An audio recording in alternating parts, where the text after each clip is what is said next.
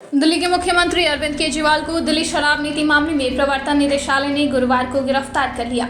अरविंद केजरीवाल को ईडी ने गिरफ्तार करने के बाद आम आदमी पार्टी ने स्पष्ट किया है कि वह मुख्यमंत्री पद से त्यागपत्र नहीं देंगे। आप नेताओं ने कहा कि अरविंद केजरीवाल मुख्यमंत्री थे और मुख्यमंत्री रहेंगे।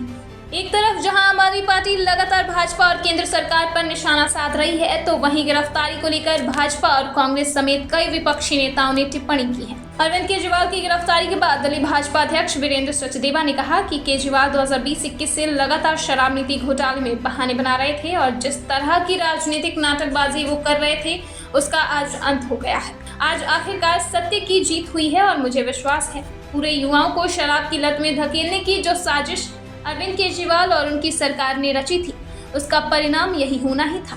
सत्य की जीत होनी थी और अरविंद केजरीवाल को उनके पापों की सजा मिलनी ही थी। वहीं कांग्रेस नेता उदित राज ने कहा कि अरविंद केजरीवाल को घर को सुरक्षा बलों ने ऐसे घेर लिया है जैसे वे किसी डाकू को पकड़ने आए हों या किसी दुश्मन देश से युद्ध चल रहा हो। यह लोकतंत्र की हत्या है। आगे कहा कि अगर अरविंद केजरीवाल अपना गठबंधन खत्म करते हैं और बीजेपी के साथ गए तो सभी समन वापस ले लिए जाएंगे। अगर अभिव्यक्ति की आजादी को दबाया गया तो सिर्फ आप या कांग्रेस को ही नहीं, सभी को इसका खामियाजा भुगतना पड़ेगा।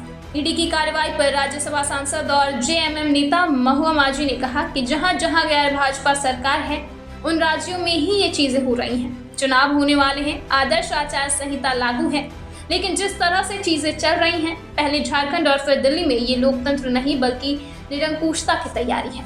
2020-21 से लगातार शराब नीति घोटाले में अरविंद केजरीवाल बहानेबाजी कर रहे थे और जिस तरह की राजनीतिक नौटंकी वो कर रहे थे, आज उसका पटाक्षेप हो गया। झूठ और लूट की सरकार जिसका पाप का घड़ा भर चुका था, आज अंततः सत्य की जीत हुई। और मेरा ये मानना है कि पूरे युवा वर्ग को शराब के नशे में धकेलने की जो साजिश अरविंद केजरीवाल और उनकी सरकार ने रची थी, उसका परिणाम ये होना ही था। सत्य की जीत होनी थी और अरविंद केजरीवाल को उनके पापों की सजा मिलनी ही थी।